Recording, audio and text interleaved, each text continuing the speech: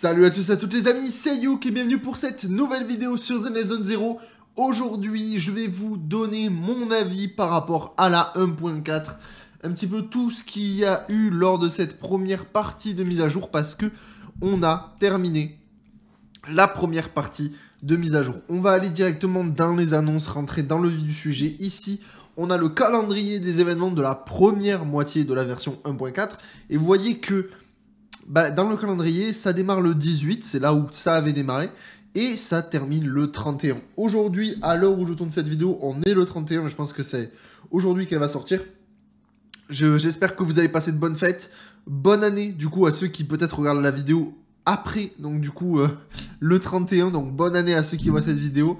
J'espère que vous accomplirez tout ce qu'il faut durant cette année 2025, je vous souhaite que des bonnes choses, et j'espère que vous continuerez à me suivre et qu'on ira toujours ensemble encore plus loin sur The Zone Zero. Ça régale. Donc évidemment d'ailleurs, tous ceux qui n'ont pas encore rejoint le train, début 2025, c'est le bon moment. Donc n'hésitez pas, abonnez-vous parce que l'année 2025, préparez-vous, elle va être extrêmement vénère pour moi sur YouTube. Vous allez voir, il y a des dingueries qui vont arriver. Mais vous verrez ça en temps et en heure, donc n'hésitez pas, le petit abonnement, le petit pouce bleu, ça prend 3 secondes et ça permet de me soutenir. On est bientôt les 1600 abonnés déjà, donc vraiment merci énormément. Allez, on va démarrer directement la vidéo. Donc cette annonce qui nous montrait donc le calendrier des événements de la première moitié, et c'est là où on se rend compte qu'il y a eu quand même pas mal de choses. Donc déjà évidemment il y a eu les deux personnages qui sont Miyabi et Harumasa, donc déjà deux personnages au lieu d'un seul, étant donné qu'il y a eu cette nouvelle... ce nouveau rework de portail. D'ailleurs, nouveau rework de portail qu'il faut en parler. Est-ce que c'est comment dire, un style qui va se perpétuer, je sais pas parler français en fait, qui va se prolonger durant la version 1.5, ou en fait c'était uniquement sur la version 1.4? Moi j'ai l'impression que c'était uniquement pour la version 1.4 et qu'ils vont reprendre le format standard des autres versions 1.2, 1.3, donc c'est-à-dire P1, P2 avec un perso par partie. Je pense qu'ils vont repartir là-dessus. Je pense que ce format-là a été vraiment réservé pour la 1.4 parce que Harumasa a été free-to-play, c'est-à-dire qu'il y allait avoir beaucoup de monde qui allait revenir sur le jeu dès le début de la 1.4 avec un personnage gratuit, et que là où il fallait bombarder c'était Miyabi, donc l'envoyer de suite dans le tas c'était pas déconnant. Là maintenant en 1.5 on reprend un rythme peut-être plus classique, j'imagine. Probablement un patch filler en plus de ça. Donc je me dis, je pense qu'on risque de repartir sur un format P1, P2. C'est-à-dire que, en termes de personnages, je parle, parce que P1, P2, on est toujours dans ce format-là, mais c'est vraiment pour les sorties de personnages. D'ailleurs, dites-moi si vous pensez que on va partir sur une P1, P2 pour des persos.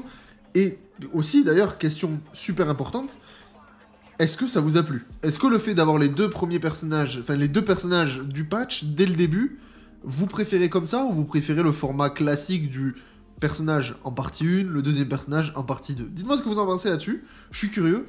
Moi honnêtement, je trouve que d'avoir les deux c'est super cool. Mais là par exemple, je suis en train de monter mon Harumasa. Je suis pas il reste peut-être quoi, une vingtaine de jours avant la 1.5 et j'ai toujours pas fini la Harumasa. Alors il est en train d'être bien monté quand même, hein, attention. J'ai son arme qui est bientôt 60. Donc ça c'est cool. D'ailleurs, tant que j'y pense, je vais le surcadencer de suite. De suite, comme ça c'est fait, voilà. Il m'en manque un, j'ai pas encore fini l'événement. Mais franchement, je trouve ça cool. Mais dans tous les cas, j'ai pas encore assez de temps pour build le perso, donc au final oui j'ai les deux personnages, j'aime bien, ça fait plaisir, mais en soi, dans tous les cas, j'ai pas le temps de le setup, donc est-ce que c'est pas un peu osef? Je sais pas trop, moi ce que vous en pensez. En vrai je sais pas, je trouve ça bien quand même d'avoir les deux persos, mais en soi les personnages sont aussi à laisser, donc je me dis bon... à quoi bon attendre la partie 2, étant donné que, dans tous les cas, on a les personnages à laisser dans la partie 1, si jamais. Donc je sais pas, mais en vrai, d'avoir les deux persos, ça reste cool. Franchement, j'ai pas les... Je sais pas. Je sais pas comment c'est de l'info. Vraiment, je sais pas. Mais bon. Dites-moi ce que vous en pensez. En vrai, je suis très curieux là-dessus. Bref. Donc on a eu les deux personnages, avec le nouveau format de portail. On a eu donc, évidemment... le programme donc de login de Di, enfin en gros la multi quoi, qui d'ailleurs après le 31, donc sur la deuxième moitié de la version 1.4, on va avoir une multi bambou qui va être offerte, pareil en se connectant. Ils aiment bien alterner comme ça entre les deux, donc ça c'est toujours bon à prendre. On a eu donc du coup le mode Tower Defense Bamboo versus Ethereum que j'ai trouvé vraiment sympa, ce mode de jeu qui est ici, hein. D'ailleurs je crois qu'il est pas encore parti, ouais, il est pas encore parti. Il est là. On va y aller tranquillement, comme ça je vais vous montrer qu'avec quelques récompenses cool à prendre, mais franchement, il est vraiment sympa. Je l'ai vraiment trouvé cool. Peut-être que j'aurais préféré... Alors, vous allez voir que j'ai vraiment pas... Je me suis pas emmerdé. Hein. J'ai pas fait de score parfait partout. C'était pas l'objectif. J'ai pas cherché à faire j'ai juste réussi l'émission et ça m'allait très bien. J'aurais bien aimé qu'ils mettent un mode... voilà, pour faire le share, j'aurais bien aimé qu'ils mettent un mode peut-être infini. Ça où il y a des vagues, tout simplement. Et juste, on peut jouer un vrai mode Tower Defense, où voilà, bah, il y a des vagues. On s'amuse avec nos petits bambous, et derrière, bah, ça devient de plus en plus dur. J'aurais bien aimé qu'ils laissent ça, genre peut-être... je sais pas, un day, j'en sais rien, infini, où on peut s'amuser là-dessus. J'espère que ce mode va revenir, parce que franchement, il était super sympa. Il y avait de l'histoire qui était cool aussi, à suivre là-dessus. Ils ont commencé à nous teaser Vlad, les gars. Je sais pas si vous avez suivi, mais dans ce mode histoire-là, on a eu Vlad, qui a commencé... on a eu des informations sur lui, et ça fait plaisir, avec les oiseaux moqueurs, je crois que c'est ça. Et franchement... Est-ce que ça veut dire qu'il va pas tarder à arriver? Je pense pas, je pense qu'on a le temps pour Vlad. Mais ça commence à nous le teaser, et ça j'aime beaucoup parce que Vlad, attention les amis, hein, Vlad, préparez-vous quand le perso va sortir. Parce que lui c'est sûr ça va être un perso, je le sens gros comme une maison. Et je pense que là il y a vraiment moyen d'être giga hype. Donc Bamboo versus Ethereum, c'était vraiment cool. Et j'espère qu'ils vont garder ce mode de jeu tranquillement au chaud. Après peut-être le fait que les gens soient contents, ils vont le voir, les retours, tout ça. Et pourquoi pas le mettre derrière plus tard dans un mode arcade. Ça pourrait être trop bien que dans les bornes d'arcade, on ait le Bamboo versus Ethereum. Et qu'on puisse tout simplement jouer à ce mode avec probablement, pourquoi pas, un mode infini où vraiment juste on s'amuse sur un Tower Defense classique. Et juste ça, ce serait trop bien. Vraiment, je poncerais le jeu. Honnêtement, je poncerais le mode. Vraiment, j'adorerais avoir ce petit truc à côté et me dire, bah voilà, j'ai envie de me lancer une petite game. Pourquoi pas. Franchement, ça pourrait être super bien, et je pense qu'avec les bambous, il y a vraiment plein de trucs à faire à ce niveau-là, donc j'espère que ce mode de jeu va revenir. Là où les étoiles brillent, alors là où les étoiles brillent, c'est vraiment le quiz qu'on a eu. Alors, d'ailleurs, heureusement que je fais cette vidéo pour vous en parler, parce que j'ai failli oublier les récompenses. Voilà. D'ailleurs, pensez à aller récupérer comme moi, hein. Les récompenses, si vous avez lancé vos trucs et que vous les avez pas encore récupérés, il faut lui parler pour les récupérer, sinon vous les récupérez pas. Donc voilà. J'ai failli oublier, heureusement que je fais cette vidéo pour en parler. Bon, honnêtement, ce mode de jeu était osef. Voilà, il faut le dire aussi, ce petit event, c'est pas un mode de jeu, ce petit event, c'était vraiment osef. Ça nous raconte un peu de lore dessus la section 6, mais... Vous voyez, il y a quelques trucs au niveau du lore, encore faut-il avoir envie de lire, mais en tant qu'event en lui-même... Bon, c'est un petit event comparé à tout ce qu'on a eu à côté et les mods qui sont ajoutés, c'est pas si grave, et honnêtement ça me dérange pas, parce que voilà, comme je le dis, à côté il y a des gros morceaux qui ont été implantés, donc ça permet d'avoir un truc un petit peu plus léger, mais en soi, si on prend seul à seul, bon, c'est vraiment un bête quiz qui est bête et méchant, qui vous permet d'avoir quelques petits polychromes, des petits trucs comme ça à récupérer, pourquoi pas, ok, tranquille, on prend, ça fait plaisir d'avoir un petit event un peu plus chill aussi à côté, plutôt que, tout le temps des gros trucs.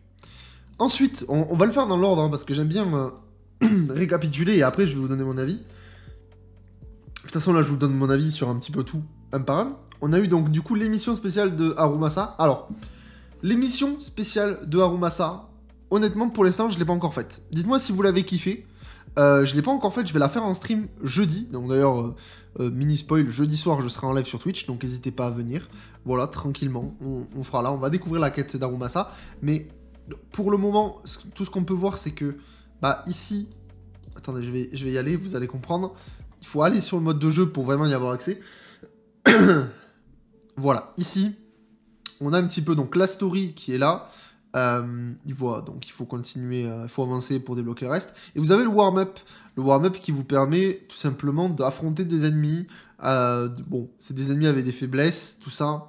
C'est facile. Franchement, c'est vraiment pas compliqué. Mais pour le moment, au moment où je tourne cette vidéo, on n'a pas débloqué tous les warm-up. Il faut attendre. Là, il faut 8h17. Les deux se débloquent dans 8h17, donc on va avoir 3, 4. Et après, dans 1 jour et 8h, on aura du coup 5, 6. Ok, donc ils font 2 par 2. Voilà, bon, faut attendre un petit peu que tout se débloque, pourquoi pas. Ça laisse... En fait, ils fragmentent un petit peu, ils nous donnent un petit peu à manger tout au long des jours qui arrivent. Bon, ça, pourquoi pas, hein, c'est toujours cool.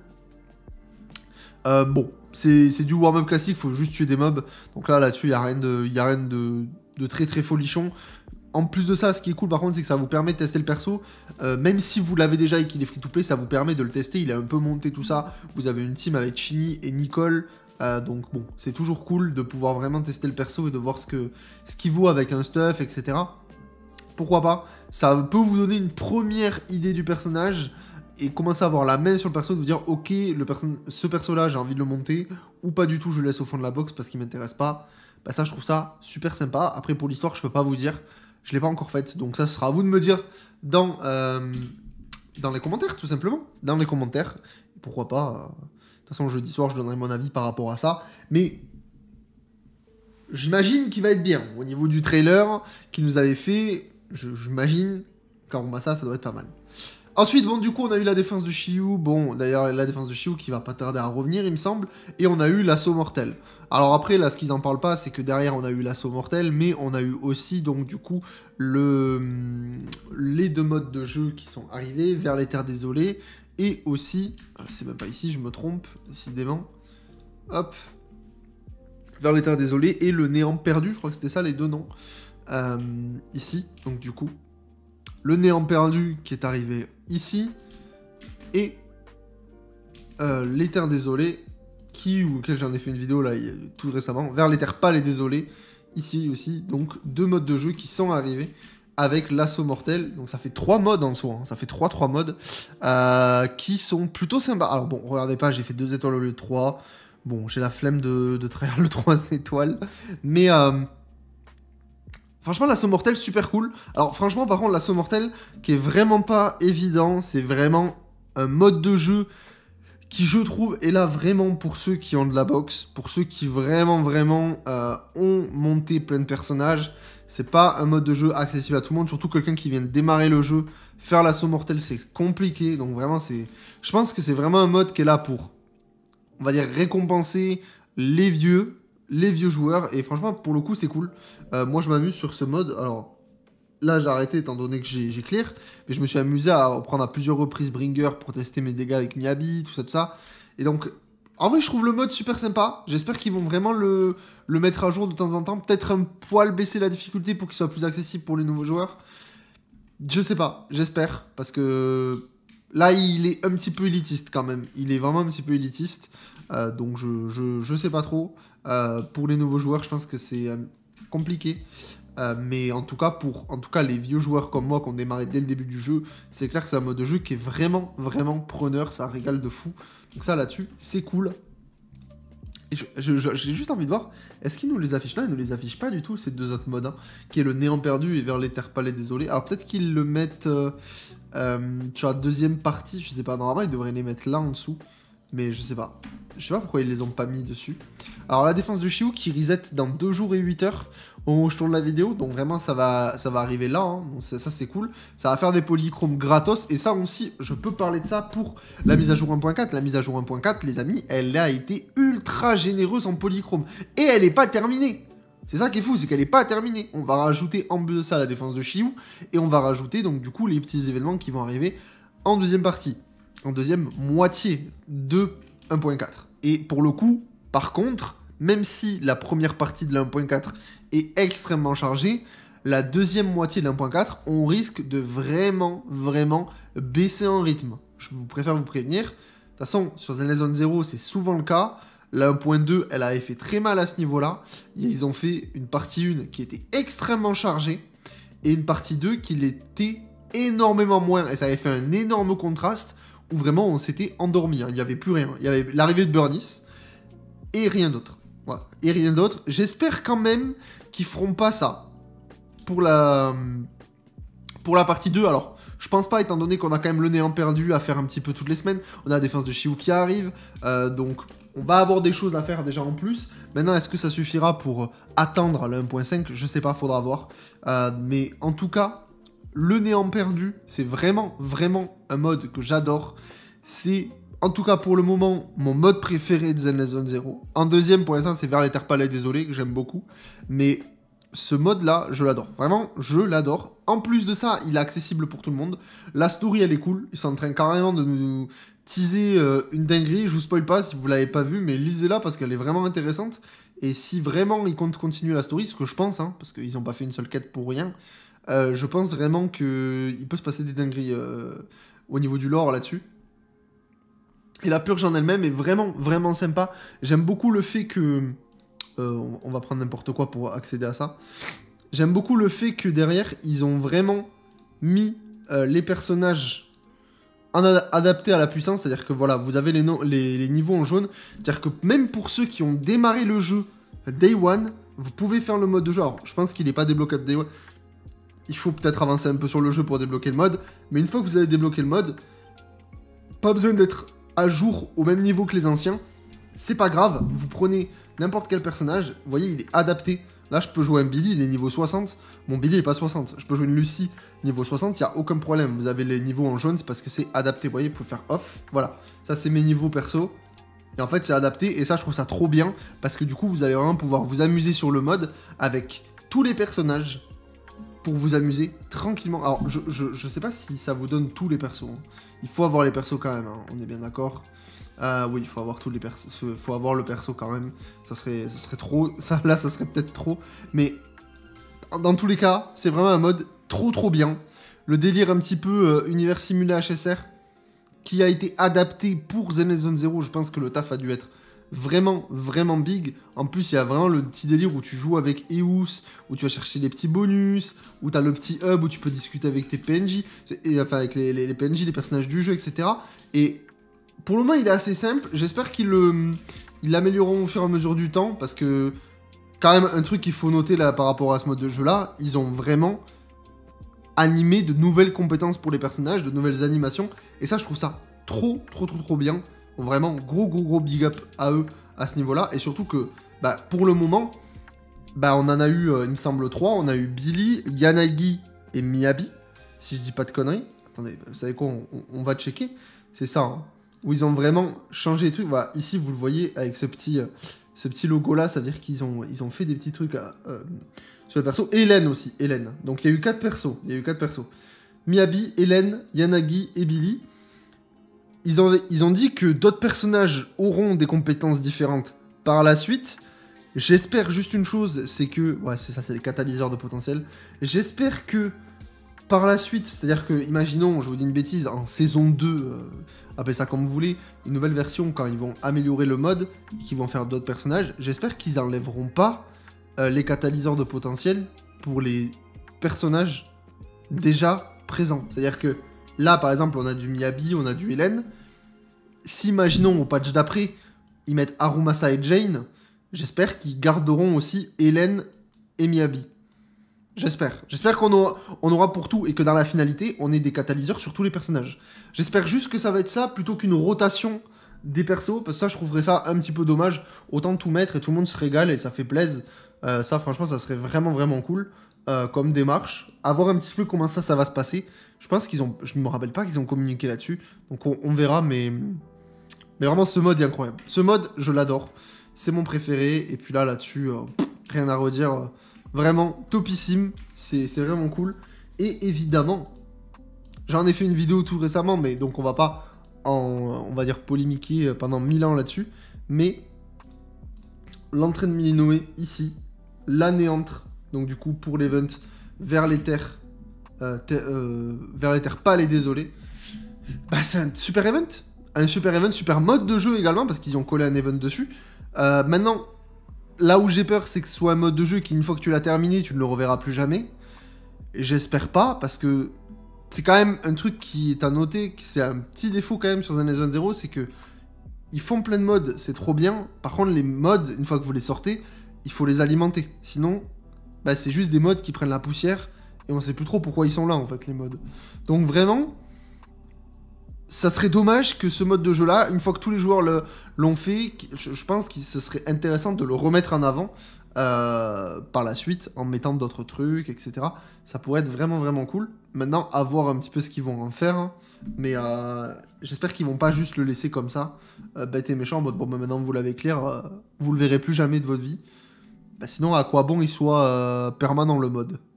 Autant le faire temporaire, il s'en va et puis il reviendra plus tard sous une autre forme, je sais pas. Je suis pas convaincu par le fait que le mettre sur le jeu de manière permanente, en même temps de ne pas l'alimenter, soit une bonne option. Maintenant, on verra s'il l'alimente, hein, mais j'ai des doutes. J'ai des doutes sur le fait de l'alimenter. J'ai vraiment des doutes. On verra. On verra, on verra. Mais en tout cas, c'est un très très bon mode de jeu. J'en ai fait une vidéo, donc je vais pas m'attarder dessus. Très très bon mode de jeu que j'aime beaucoup, beaucoup, beaucoup. Et que je prends vraiment plaisir à faire. Mais ça, pour moi, ça vaut pas le néant perdu. Qui vraiment est mon top 1 mode pour l'instant de Zenless Zone Zero depuis sa sortie. C'est trop trop bien. À ça, évidemment, vous rajoutez le mode histoire de 1.4. Pour l'instant, on a une très très bonne 1.4. Et je suis extrêmement content. Pour l'instant, c'est le meilleur patch qu'on ait jamais eu sur Zenless Zone Zero. Parce qu'à ça, vous rajoutez toutes les qualités of life du patch qui est ouf.